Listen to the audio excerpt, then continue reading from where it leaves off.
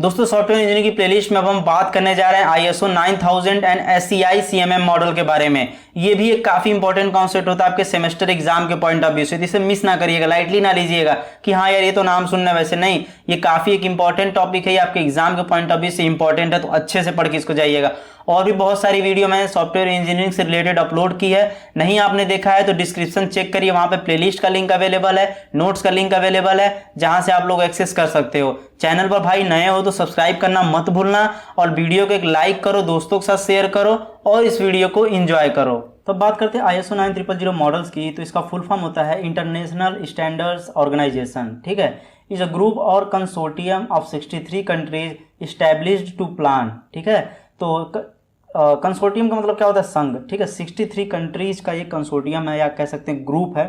ठीक है, तो ISO declares it 9000 series of standard in 1987 में इसे डिक्लेयर किया गया था। ठीक है, it serves as a reference for a contract between independent parties. अब देखो ISO 9000 मॉडल किस लिए बनाया गया? क्योंकि एक ट्रस्ट बना रहा है। जब दो पार्टीज यानी कि एक कस्टमर एक कंपनी जब सॉफ्टवेयर बनाने जाता है तो इनके बीच में एक ट्रस्ट बना रहे कि हाँ ये सॉफ्टवेयर मुझे बना कर देगा, और मैं इसे अगर पैसा दे रहा हूँ तो पैसा लेकर भागेगा नहीं। तो एक ट्रस्ट बना रहना चाहिए ना, बीच में एक चीज़ रहनी चाहिए ना। अगर ये भाग जाएगा तो वो ISO के पास जाएगा, ये जाएगी कंपनी, अगर कोई प्रॉब्लम हो तो ISO के पास जाएगी, अगर कस्टमर कंपनी भाग जाती है तो कस्टमर जाएगा ISO के पास। इसलिए ISO ऑर्गेनाइजेशन को बनाया गया है। ठीक है, 9000 मॉडल्स इसीलिए बना है ताकि सभी पार्टीज के बीच में एक ट्रस्ट बना रहे। ठीक है, the ISO 9000 standard determines the guidelines for maintaining a quality system.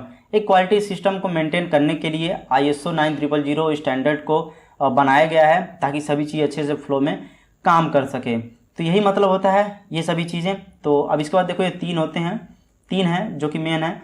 एक होता है ISO 9000 1, 2, 3 होता है। 1 वाला क्या होता है कि this standard applies to the organisation engaged in design development production and servicing of goods.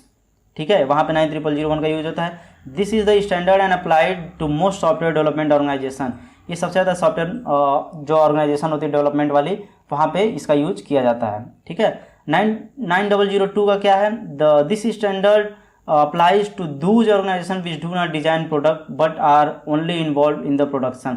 जो होती है डिजाइनिंग फेज नहीं करती हैं, डिजाइनिंग वगैरह नहीं करती हैं, जो डायरेक्ट प्रोडक्शन का काम करती हैं। एग्जाम्पल के आप ले सकते हैं कि these category industries contain steel and car manufacturing industries that buy the product and plants designed from external sources and are engaged in only manufacturing those products।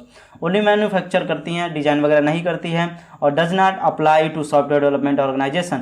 ये जो 9002 है ना, ये आपका सॉफ्टवेयर डेवलपमेंट ऑर्गेनाइजेशन के लिए अप्लाई नहीं होता है। ठीक है, अब देखो ISO 9003 का क्या कॉन्सेप्ट है? This standard applies to organisation that are involve only in the installation and testing of the product, for example gas companies. ठीक है, यहाँ पे यूज होता है 9003 का ISO का। ठीक है, अब देखो यहाँ पर कुछ है कि why ISO certification required by software industry. क्यों रिक्वायरमेंट है इसका? तो यहाँ पर है कि पहला नंबर पे देखा तो this certification has become a standard for international bidding. जब इंटरनेशनल बिडिंग मतलब क्या होता है? बोली। जब इंटरनेशनल लेवल बिडिंग वगैरह होती है तो वहाँ पे ये सर्टिफिकेशन काफ़ी इंपॉर्टेंट रोल होता है करने के लिए।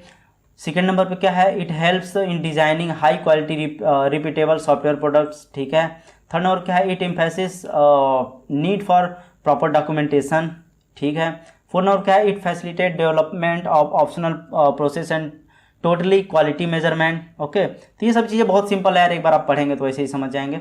और फीचर्स क्या है इसका? डॉक्यूमेंट कंट्रोल, डॉक्यूमेंट पूरा कंट्रोल होता है, प्लानिंग वगैरह भी इसमें सभी चीज़ें दिखाई रहती हैं, रिव्यू का होता है, टेस्टिंग का होता है, हैंडलिंग का। ये सभी चीज़ें फीचर्स ऑफ ISO 9001 के रिक्वायरमेंट्स हैं। 9001 के हैं ये ध्यान दीजिएगा। ठीक है, अब बात करते हैं हम ISO versus SCI CMM model के बारे में, तो इसे भी अच्छे समझिएगा, काफ़ी इंपॉर्टेंट ये भी है।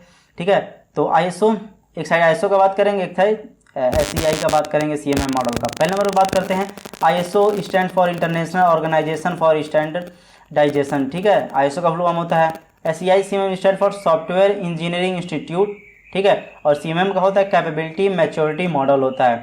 ठीक है, सेकेंड नंबर बात करते हैं it is created for hard goods manufacturing industries. ठीक, it is created for software industry, इसे सॉफ्टवेयर इंडस्ट्री के लिए भी स्टेट सॉफ्टवेयर इंडस्ट्री के लिए बनाया गया है, ठीक है। ISO 9000 is recognised and accepted in most of the countries, most of the country में इसे एक्सेप्ट किया जाता है। और जो SCI CMM मॉडल है इसे USA में बहुत ज़्यादा यूज़ किया जाता है और वाइडली से बहुत कम यार मतलब एक्सेप्ट किया जाता है, ठीक है। और फोर्थ नंबर पे क्या है, this establishes one acceptance level, ठीक है। इट एसेसेस ऑन 5 लेवल्स, इसमें देखो 1 लेवल, इसमें 5 लेवल्स हैं। उसको देखो it's certification is valid for 3 years, इसका जो सर्टिफिकेशन होता है 3 साल के लिए वैलिड होता है।